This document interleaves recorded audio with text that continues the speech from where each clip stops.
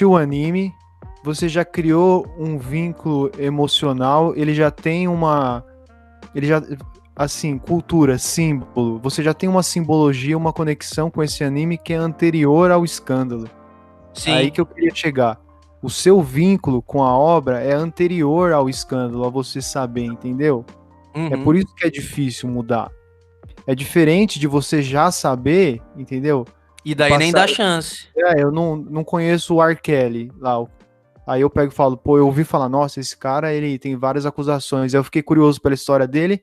Aí eu passo a ouvir a música do cara e falo, nossa, que da hora. E aí eu vou passar a consumir as coisas dele. Não, mas aí eu já fui sabendo, entende? Que o Sim. cara é um Acho que essa é a churume diferença. humano. Eu acho que essa é a diferença.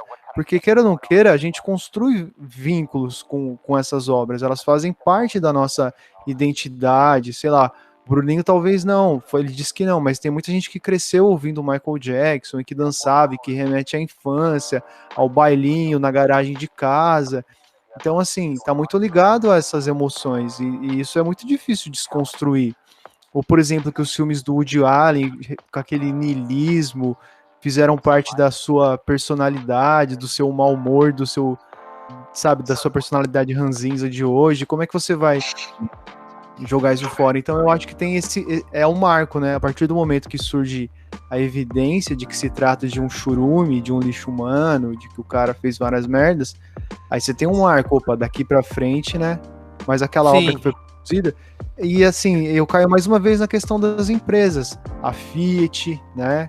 A Volks, a Coca-Cola, tantas empresas ligadas a regimes podres e que a gente continua consumindo, cara. A gente continua consumindo, a gente não cancela. E que elas fazem campanhas de publicidade, elas se reinventam e a gente não trata como trata os indivíduos.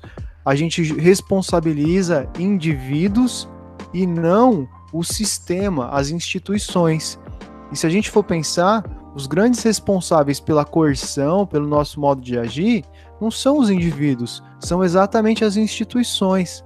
São elas que têm esse grande poder de determinar o nosso modo de agir. Mas, inclusive, agora, com relação às instituições, acho que dá para fazer um link legal, que foi algo até que o Bruninho me passou.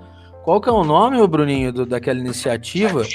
E eles estão pegando os sites que... Explica aí. É um Twitter, né? Chama Sleep Giants, que é uma campanha internacional, e tem o Sleeping Giants, acho que é PT, a conta, né? Que é do Brasil, e eles vão nos sites, por exemplo, de fake news, né? Ou sites que tenham discurso de ódio, e vão olhando as propagandas que tem ali e denunciam nesse Twitter deles, né? Fazem vários tweets denunciando cada uma das empresas. Americanas, tem uma propaganda aqui no site de fake news e tal. E aí as empresas vão sabendo disso e vão falando, já bloqueamos o anúncio para esse site e tal. E aí a ideia é desmonetizar esses caras, né? Porque o que faz os caras grandes é a grana que eles ganham, né? E muitas vezes é dentro do próprio modelo ali de propaganda, né, que a Google coloca nos sites, que possibilita que eles sejam tão grandes, né? Então, o caminho é fazer que as grandes empresas boicotem sites de discurso de ódio e fake news. Aí, ó. Aí é uma estrutura de cancelamento que eu acho super válida, inclusive. Mas voltando à questão dos indivíduos, a gente falou de artistas e tal que são culpados ou pelo menos têm bastante chance de ser culpados. Mas e aqueles que têm apenas conexão?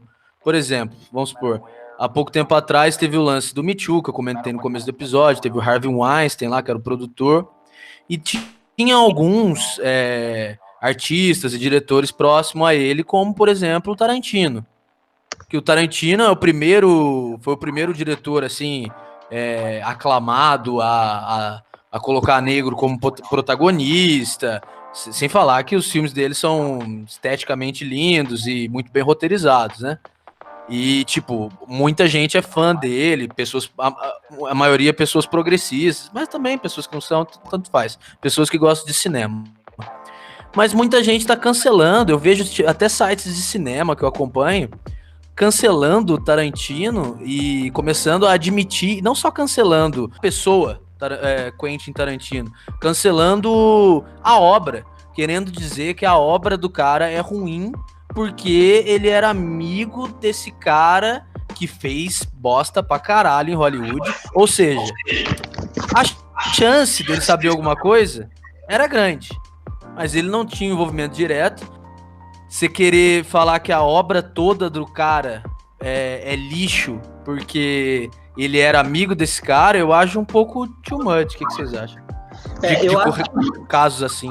Eu acho que mesmo se, por exemplo, ele faz alguma merda, alguma coisa, se ele atua nisso, ele pode ter uma boa obra, sabe? Tem uns caras loucos, problemáticos, que tem, tipo, uma obra boa.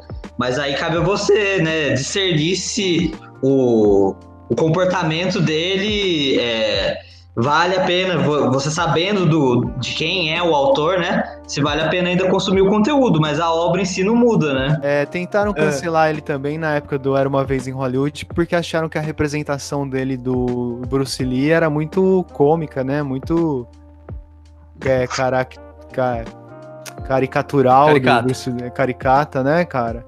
E eu não achei... Não só tentaram, como muitos cancelaram. E volta naquilo que eu comentei com vocês, que eu acho que nem tudo que a pessoa representa é a opinião dela, tá ligado? Por exemplo, quiseram cancelar o Tarantino por causa disso, porque o Bruce Lee era caricato, mas, porra, ele já homenageou a cultura oriental tantas vezes nos seus filmes. O Kill Bill é uma puta carta de amor aos filmes orientais, tá ligado? Será que aquilo ali ele acha que os asiáticos são aquilo? Ou será que foi só uma piada que ele colocou no contexto do Bruce Lee, que realmente tinha fama de ser um cara mala e difícil